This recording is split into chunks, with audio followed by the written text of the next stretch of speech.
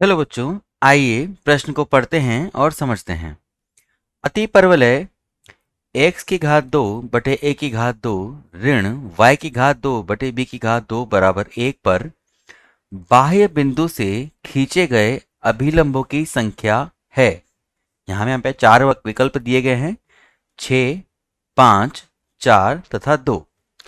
सबसे पहले हम प्रश्न की मुख्य अवधारणा पर आते हैं और मुख्य अवधारणा में लिखते हैं कि मुख्य अवधारणा मुख्य अवधारणा क्या होगी। यहाँ पर हम जानते हैं कि किसी अतिपरवलय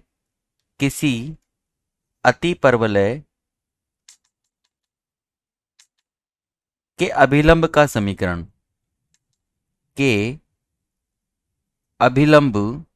का समीकरण निम्न रूप से दिया जा सकता है। अभिलंब का समीकरण क्या होगा बेटा? यहाँ पर y बराबर mx धन ऋण a की घात 2 धन b की घात 2 m बटे वर्गमूल a की घात 2 ऋण b की घात 2 m। यह किसी अतिपरवलय के अभिलंब की समीकरण हो सकती है। अब हम इस समीकरण से इस प्रश्न का हल निकालेंगे। प्रश्न का हल देखिए, समीकरण एक से इसे हल करने पर हम यहाँ पे लिख सकते हैं y ऋण mx बराबर धन ऋण a की घात 2 धन b की घात 2 m बटे वर्गमूल a की घात 2 ऋण b की घात 2 तथा m।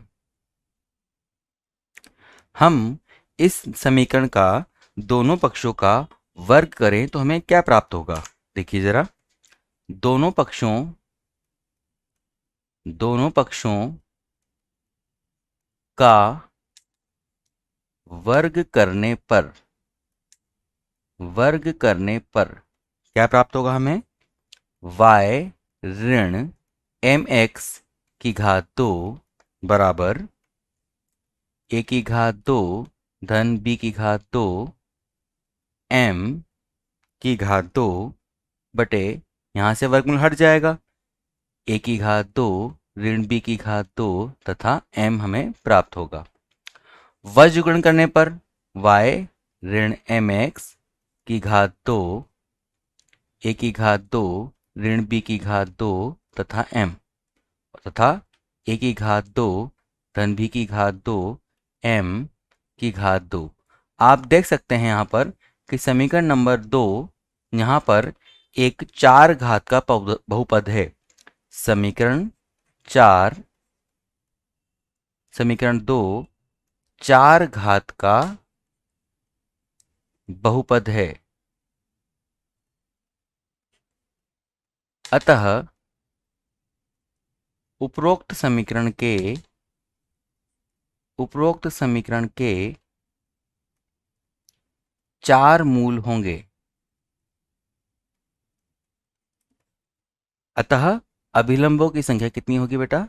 4 होगी। अतः अभिलंबों की संख्या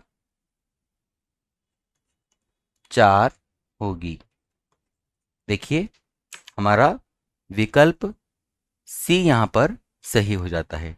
मुझे आशा है बच्चों आपको ये प्रश्न समझ में आया होगा। धन्यवाद।